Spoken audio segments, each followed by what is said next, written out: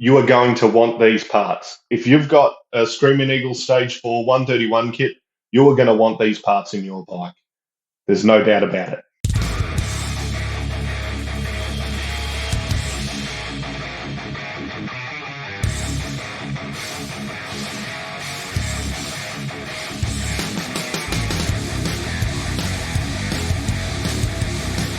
Welcome back to EBT Performance Pakenham, the home of Squid Speed Shop. Today, we're making this Screaming Eagle 131 RIP. So this 2024 Street Glide ST already has the Screaming Eagle Stage 4, which essentially makes it 131 cubic inches. It's got their CNC ported heads. It's got a high lift cam in it, but very mild in duration. Typically, these make about 130 to 135 horsepower. The goal today is to make this thing work right. We're fitting one of my favorite upgrade kits for the 131s, and that is the Cyclorama 515 cam. We're going to install a better intake manifold, up the injector size just a little bit. We're going to put one of the best flowing air filters and pair that with the S&S Sidewinder exhaust. This thing should rip, so stay tuned to the end and we'll get the results. So I'm going to start where I always start, ripping everything off the bike. I'll try and keep an eye out for anything that you guys might find interesting to highlight.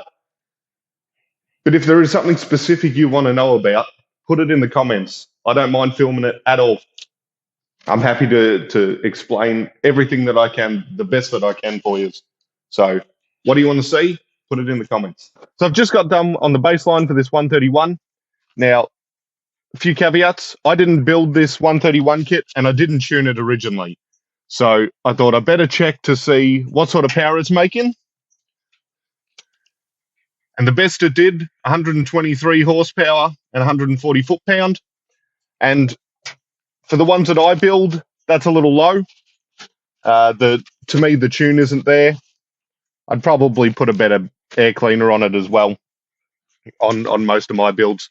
So at least now we'll get an A to B, what the changes we make and my tune makes to this bike. I'll get this bike cooled down, stripped down, and then offer the parts. We'll see what power it makes in the end.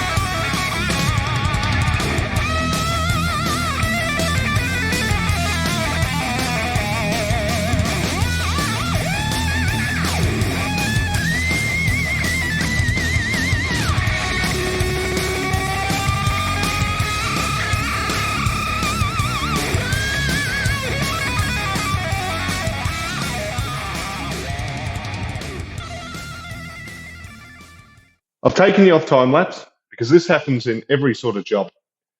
There's a way in which you normally do things and you try your luck.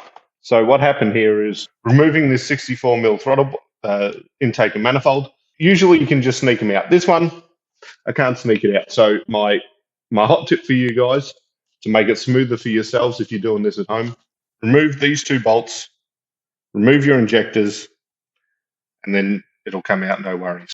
There's no way of doing this without making a mess. You'll spill some fuel. That's not a big deal. And then once that injector and fuel rail is removed, it simply slides out. Back in the engine prep room, I thought I'd just show you the parts in a little bit of detail. We're running the Heavy Breather Extreme Air Cleaner from Screaming Eagle.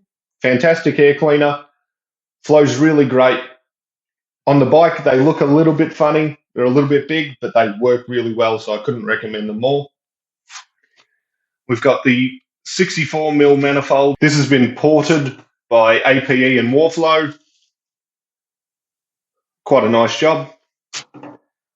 Upgraded injectors, running the Cyclorama tappet cuffs, the APE high capacity lifters, and then the Cyclorama 515 cam.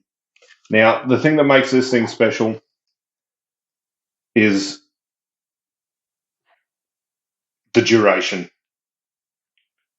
That's why the people love this cam. Large duration, get the air in. With a duration like that, it means quite a high valve overlap. So cruising is quite susceptible to cam surge, notably low speed roundabouts. That's sort of the only negative around a cam running such long duration. But the positives far exceed it. This cam will make this engine package rip. I'll get these parts installed. We'll see what the difference is. And I'm going to tell you right now, you are going to want these parts. If you've got a Screaming Eagle Stage 4 131 kit, you are going to want these parts in your bike. There's no doubt about it. And so every bike that I work on, that I'm pulling the cam out, I'm in the cam chest, I check the crank run out. It's so quick and easy for me to do with this fueling tool that I just do it anyway. And so I thought I'll show you what it looks like in checking the run out. Turn the motor over. You can see we're going from 0 up to 3.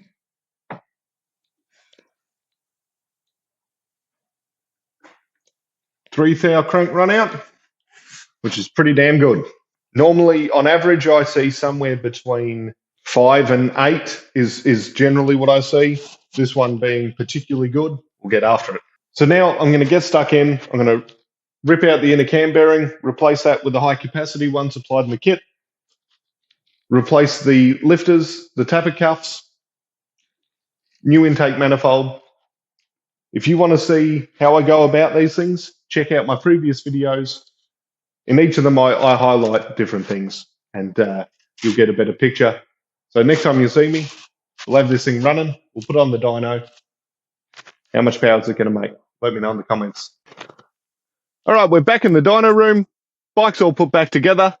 Have a look at the air cleaner on the bike. It's big, but it looks fantastic. And then we got the S&S Sidewinder exhaust.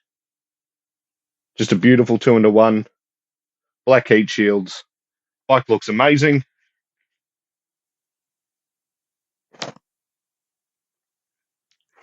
So I'll get the base map into it, and we'll start doing our runs. Let's see how much power this thing will make.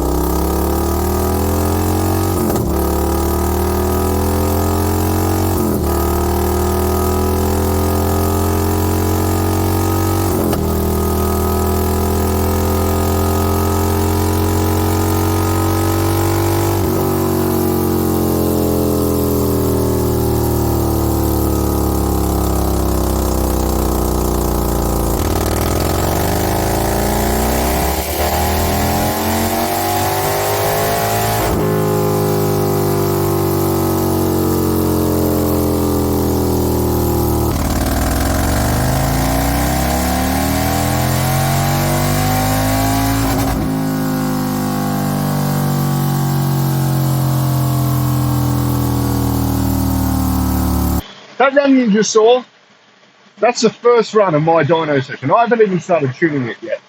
That's one of my base maps. And already we're sitting at 149 and 157. This thing's gonna rip. I've just gotten done tuning up this bike and the gains are phenomenal. This is a must. For anybody running the Screaming Eagle 131 kit, the Stage 4, the cam has to go, guys. With the cam change and the intake manifold, the exhaust, we've gone up to 150 horsepower and 159 foot-pound of torque. Admittedly, when it came in here, it was a little low on horsepower. I typically see 135 horsepower out of these Stage 4s and a little bit more torque. So I don't know how good the tune was originally. But as you can see, even if it was making what it should have been making, replacing the cam, the intake manifold, is still a huge gain. Now, I'm not saying you have to get this cam. It is sort of one of the more common ones that I fit for this combination. I find that this cam works really well for the Screaming Eagle Stage 4.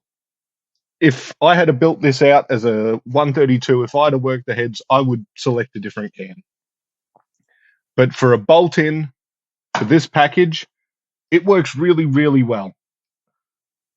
One small downside, it doesn't cruise that well. I mean, it's got a big thumping cam in it now, so you've got to expect it to ride a little bit differently.